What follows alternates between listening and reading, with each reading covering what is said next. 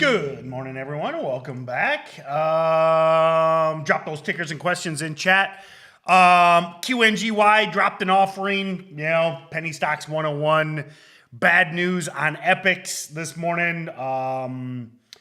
It's the penny stock game. Epics had a good run, multi-day run. QNGY, I had higher hopes because of the float, but listen, you got to remember, this is what penny stocks do. They run them up and they dilute. That's why 99.99999% of the time, these things are never overnight holds. So that being said, today, ENSC had a 8 a.m. press release, former runner. They did a reverse split last week. So puny float, and it is a chat pump. So definitely top the list. Speaking of, terrible company, terrible stock, etc. But when it comes to a dip and rip, VWAP holds day trade like patterns. This will end badly. Even if this is a glorious dip and rip, 2-3 days or a week from now, it'll end badly. Always does with penny stock biotechs. So something I frequently say is, you got two options, and this might be your 1% better for the day. Okay.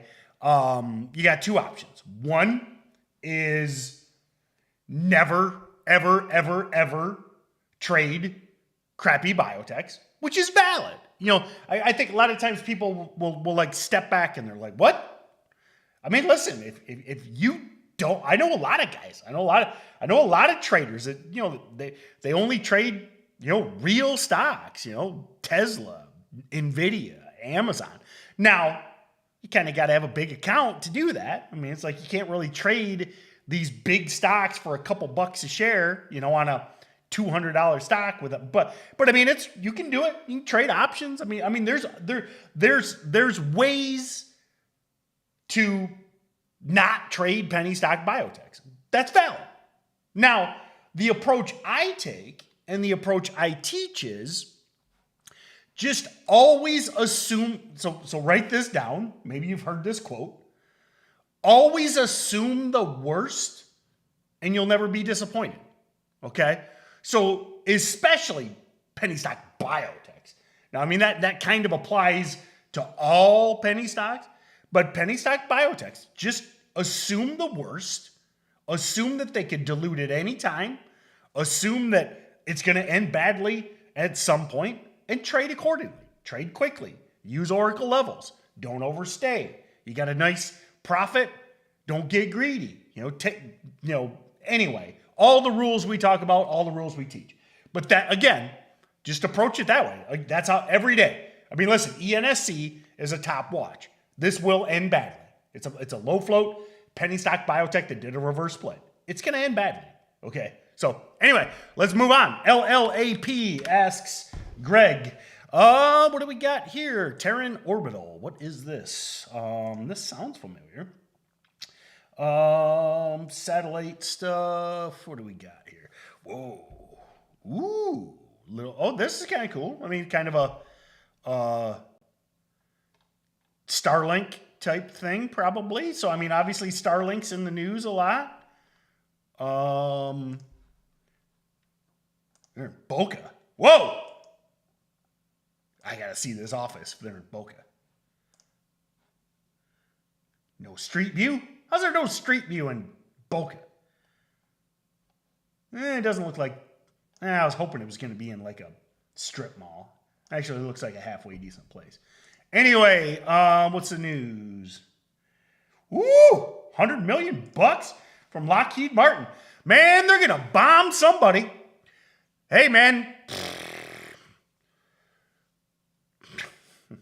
Anyway, Lockheed Martin, man, there's a swing trade for you. Anyway.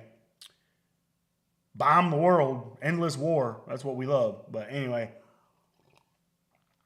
Ukraine news. Small satellites.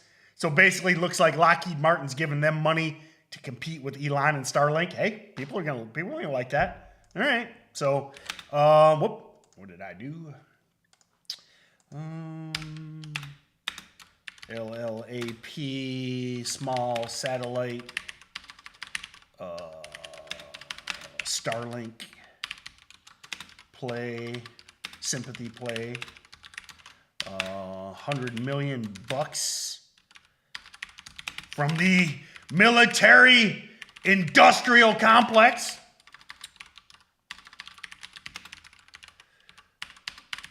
AKA LMT.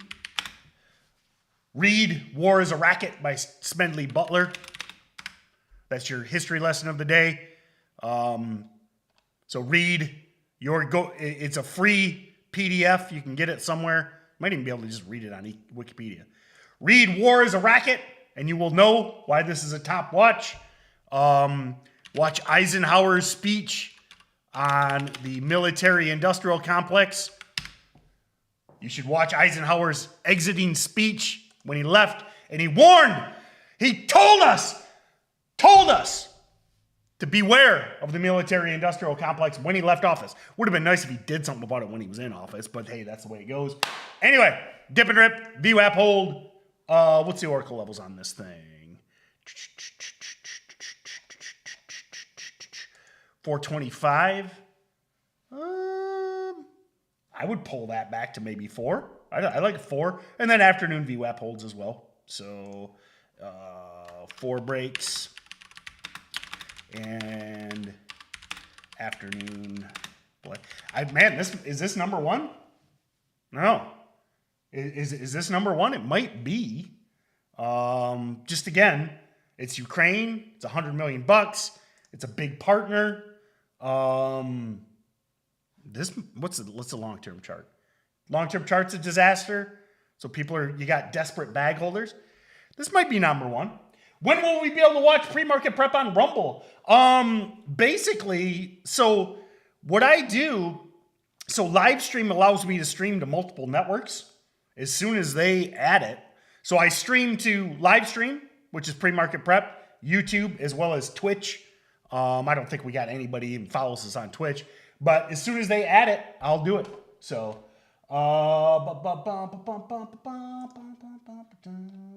okay, what else we got here? Again, ExxonMobil continue to swing. Oil and gas is exploding, which we knew. You know, again, the number 1 swing trade for 6 months has been ExxonMobil. Oxy was the backup one. Or you can see Nat Gas gapping up big. We're all going to freeze. We're all going to freeze this winter. But so Boyle, cold, both of them in play. FWBI, news, low float. Another break of 150.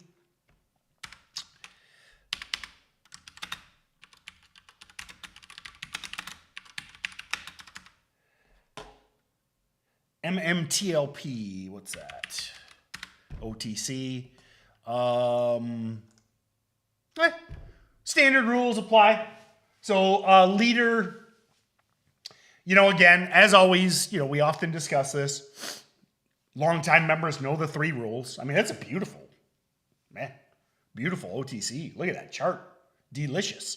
Standard rules apply. If you took the gap on Friday, well done. I commend you. If you get the gap, sell the gap. Looks like it should gap based on level 2 right now. If you get the gap, sell the gap. Otherwise, morning panic dip buy. If it doesn't panic in the morning, look for an afternoon OTC swizzle. Always the same rules. So MULN hang around. Yeah, I tell you what, I'm kind of impressed. I just wish, like, a lot of people have been trading MULN and been doing well. It's just, this thing just doesn't move. It's like 3-4 cents a day. And let's discuss, like why did I love MULN back in the spring, and now I'm kind of like, Well, remember, back in the spring, it was like a $3 stock, right? $2-3. So, people are much more likely to that's why, I don't know if I think I often discuss this, but the reason I think the sweet spot, and this kind of goes back to the beginning when we talked about trading real stocks and penny stocks. Okay.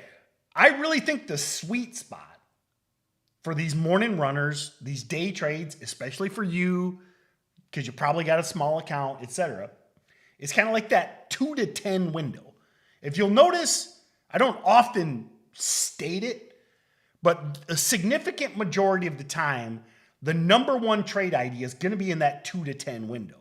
Why is that? Well, people typically don't want to short true penny stocks, because of margin, and it's just a hassle. It can be done. It's just a hassle. Where people love to short $2, $3, $4, $5, $6 stocks. That's why, now never, I'm not saying MULN can't run.